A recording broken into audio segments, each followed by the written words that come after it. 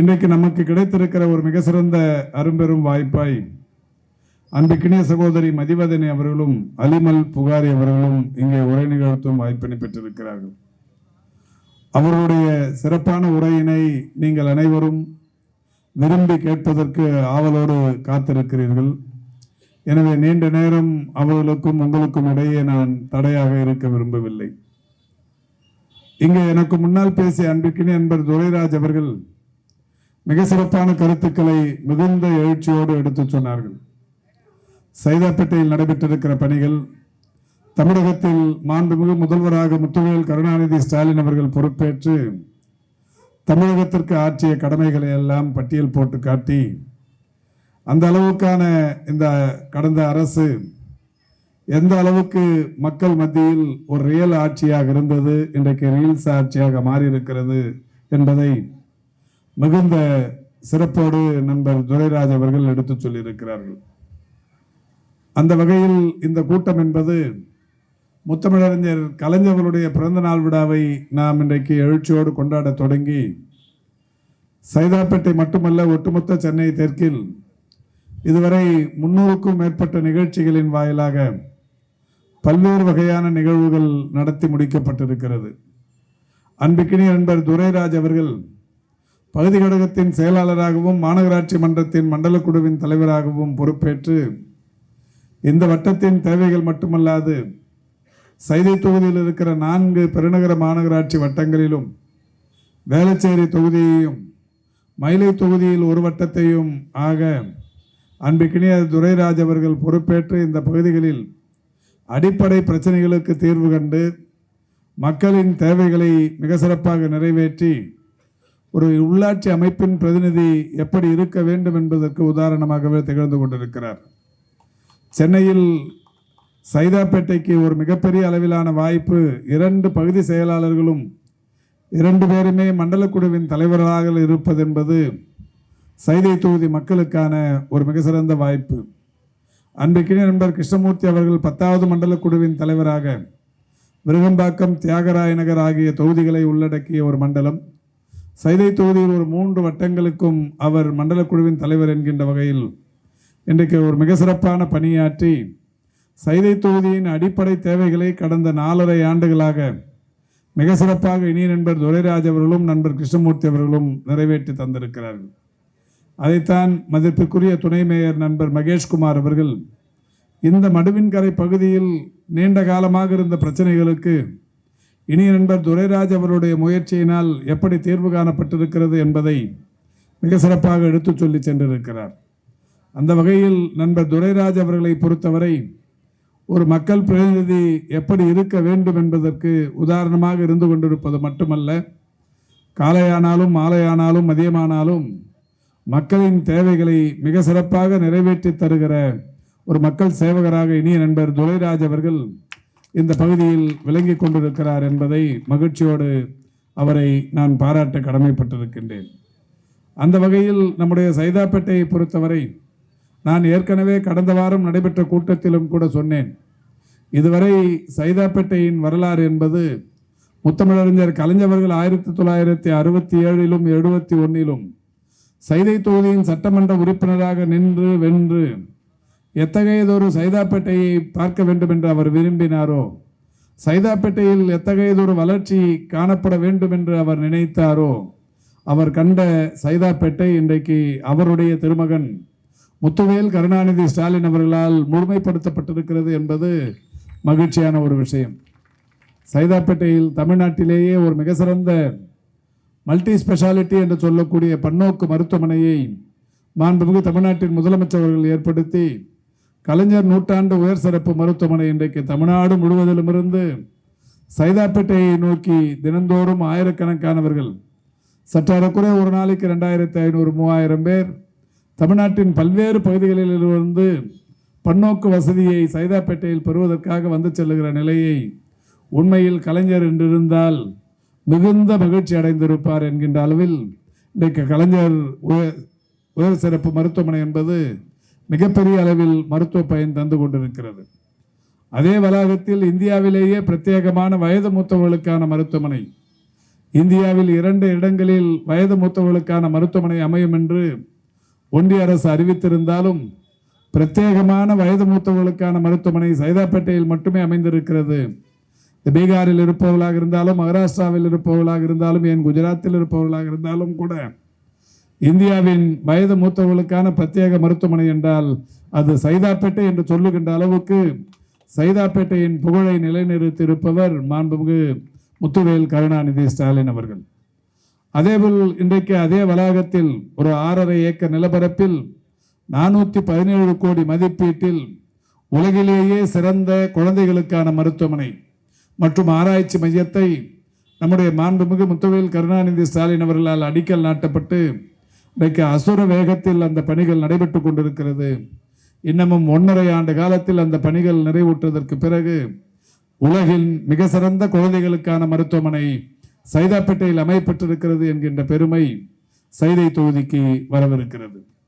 நம்முடைய மாண்புமிகு முதல்வராக இருந்த முத்துவேல் கருணாநிதி ஸ்டாலின் அவர்களால் இந்த வட்டத்திற்கு பின்னால் ஒரு 500 அடி தொலைவில் இருக்கிற ரேஸ்கோர்ஸ் மைதானம் என்பது ஒரு 160.86 ஏக்கர் நிலப்பரப்பிலான அந்த மைதானம் ஆக்கிரமிப்பிலிருந்து மீட்டெடுக்கப்பட்டு நம்முடைய முதல்வர் அவர்களால், நம்முடைய தளபதி அவர்களால் இன்றைக்கு அது ஒரு சுற்றுச்சூழல் பூங்காவாக மாற்றும் பணி நடைபெற்று கொண்டிருக்கிறது.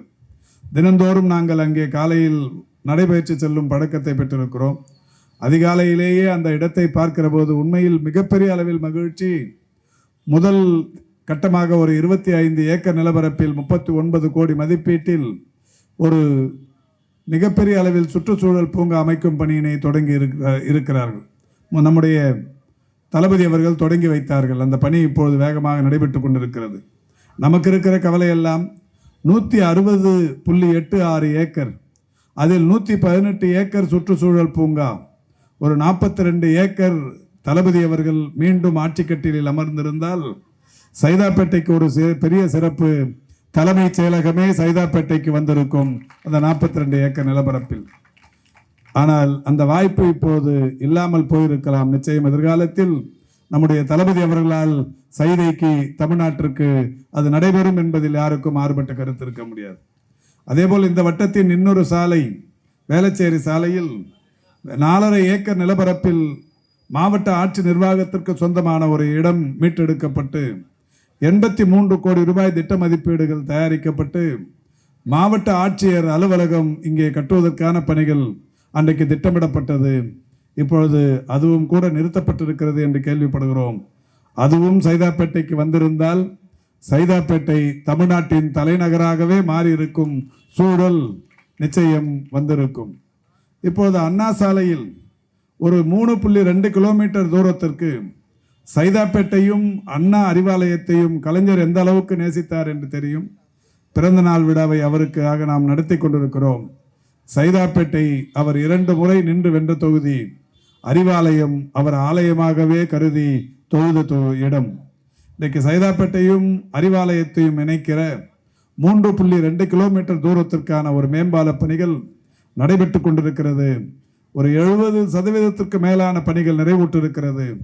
கடந்த 1.5-2 மாதத்திற்கு முன்னால் த கோட் ஆஃப் கான்டக்ட் என்கின்ற இந்த தேர்தல் நடத்தை விதிமுறைகள் அமலுக்கு வருவதற்கு 2 நாட்களுக்கு முன்னால் நம்முடைய மாண்புமிகு தளபதி அவர்கள் சைதாப்பேட்டைக்கு வந்து அந்த மேம்பாலத்தின் மேல் ஏறி நின்று பார்த்து பத்திரிகையாளர்களுக்கு அறிவித்த செய்தி, எதிர்வரும் ஜூனில் அந்த பாலம் திறந்து வைக்கப்படும் என்று சொன்னார்கள். இன்றைக்கு மே மாதம் மையத்தில் இருக்கிறோம். இன்னும் 1.5 மாதம் தான் இருக்கிறது. எனக்கு இருக்கிற சந்தேகம், இப்பொழுது அந்த பணிகளும் நிறுத்தப்பட்டிருக்கிறது. மிக மிக தொய்வாக நடைபெற்று கொண்டிருக்கிறது. நூற்றுக்கணக்கானவர்கள் இன்றைக்கு அந்த பணியிலே ஈடுபட்டிருந்த நிலை மாறி ஜூன் மாதம், இந்த மாத இறுதியில் திறக்க வேண்டிய பாலம் என்பது இன்னும் எவ்வளவு காலம் ஆகுமோ என்கின்ற ஏக்கம் சைதை தொகுதி மக்களுக்கு வந்திருக்கிறது. அண்ணா சாலை மேம்பாலம் இன்றைக்கு நிறுத்தப்பட்டிருப்பதை பார்த்து சைதை தொகுதி மக்கள் மனம் வெதும்பி கொண்டிருக்கிறார்கள். இப்படி ஏராளமான பணிகளை சொல்லலாம். இதே வேளச்சேரி சாலையில் வேளச்சேரி ஹால்டா தொடங்கி குருநானக் வரை எல்லாமே இந்த வட்டத்தோடு தொடர்புள்ள இடங்கள். வேளச்சேரி சாலையிலிருந்து குருநானக் வரை 3 கிலோமீட்டர் தூரத்திற்கு ஒரு மேம்பாலம் மாண்புமிகு நம்முடைய தமிழகத்தின் அன்றைய முதல்வர் அவர்களால் தலைமைச் செயலகத்திலிருந்து மாநகராட்சியின் சார்பில் அந்த பணிகள் தொடங்கப்பட்டது. நான் இப்பொழுதுதான் துணை மேயரிடத்தில் கேட்டேன், அந்த பணிகள் எப்பொழுது தொடங்கும் என்று கேட்டேன். அவர் சொன்னார், எல்லா பணிகளையும் நிறுத்தி வைத்திருக்கிறார்கள் என்று சொன்னார். ஆக அந்த மேம்பாலமும் கட்டப்படுமா என்கின்ற அந்த கேள்வி எழுந்திருக்கிறது. இப்படி பல்வேறு பணிகள் சைதை தொகுதியின் வளர்ச்சிக்கு மட்டுமல்ல, இது தமிழ்நாட்டின் நுழைவாயிலாக இருக்கிற பகுதி சைதாப்பேட்டை. இந்த பக்கம் அண்ணா சாலையில் நுழைந்தாலும் சரி, அல்லது ஈசிஆர் OMR பகுதிகளிலிருந்து கோட்டூர் பக்கம் நுழைந்தாலும் சரி, சைதையின் தமிழகத்தின் நுழைவாயில், சென்னைக்கான நுழைவாயில் சைதாப்பேட்டை. இதில் ஏராளமான கட்டமைப்புகள் கட்டி முடிக்கப்பட்டது, கட்டவும் திட்டமிடப்பட்டது. ஆனால் திட்டமிட்ட பணிகள் எல்லாம் இன்றைக்கு திட்டமிட்டு நிறுத்தி வைக்கப்பட்டிருக்கிறது. என்றாலும் உண்மையில் ஒரு பெரிய அளவிலான மனநிறைவு நானாக இருந்தாலும், நண்பர் துரைராஜாக இருந்தாலும், கிருஷ்ணமூர்த்தி போன்றவர்களும் ஒருங்கிணைந்து ஒரு அறக்கட்டளையை உருவாக்கி கலைஞர் கணினி கல்வியகம், கலைஞர் மகளிர் திறன் மேம்பாட்டு மையம் என்கின்ற அமைப்பை தொடங்கி 6 ஆண்டுகளுக்கு முன்னால் நம்முடைய மாண்புமிகு தளபதி அவர்களால் தொடங்கி வைக்கப்பட்டது கலைஞர் கணினி கல்வியகம். சைதை தொகுதியைச் சேர்ந்த இளம் பெண்கள், இளைஞர்களுக்கு கணினி கல்வியை கற்றுக் கொடுத்து அவர்களுக்கு வேலை வாய்ப்பையும் பெற்றுத்தருகிற ஒரு அமைப்பு. கலைஞர் கணினி கல்வியகத்தில் இன்றைக்கு ஒரு சுவரொட்டியை சைதாப்பேட்டை முழுக்க ஒட்டி இருக்கிறோம். 16வது பேட்சுக்கான அட்மிஷன் இன்றைக்கு தொடங்கி இருக்கிறோம்.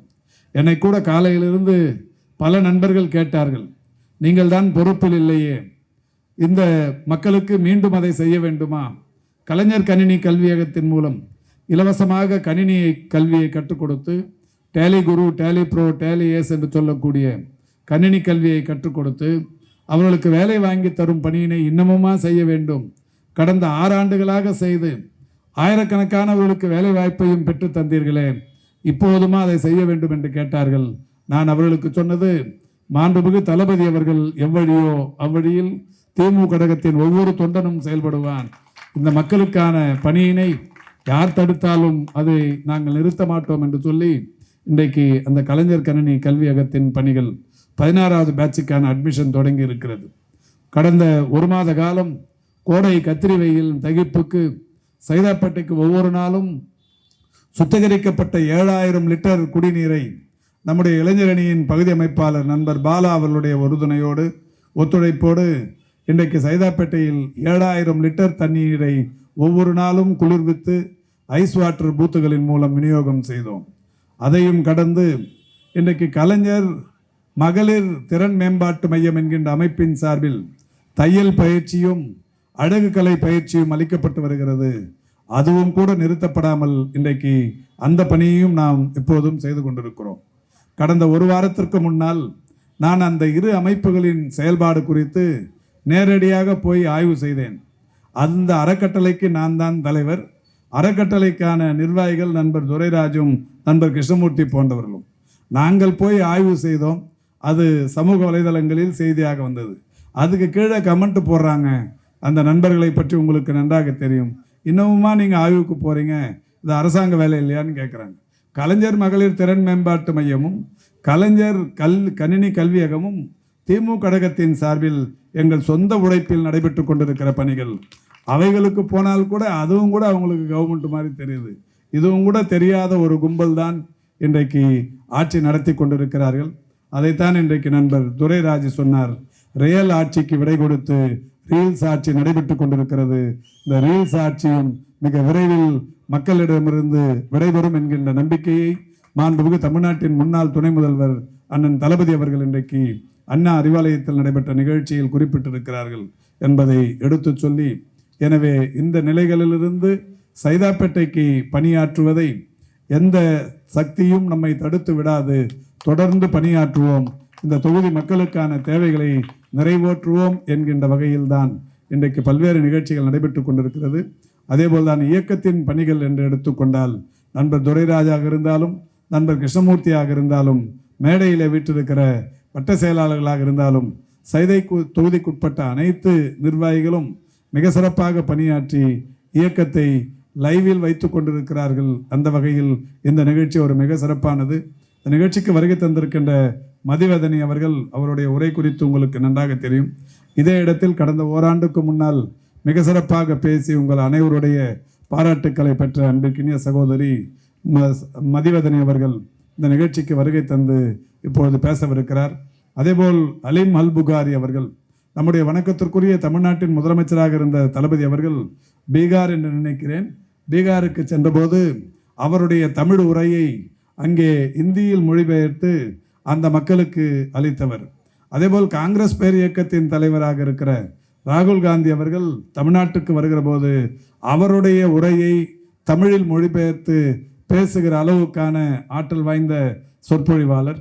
நண்பர் அலீம் அல் புகாரி அவர்கள் காங்கிரஸ் இயக்கத்தில் இருந்து தன்னை விடுவித்துக் கொண்டு நம்முடைய வணக்கத்திற்குரிய தலைவர் தலைமையில் இயக்கத்தில் இணைந்த போது நான் நினைத்தது முதல் கூட்டமாக தென் சென்னையில் அவரை வைத்து உரையாற்றி வைத்திட வேண்டும் என்று நினைத்தேன்.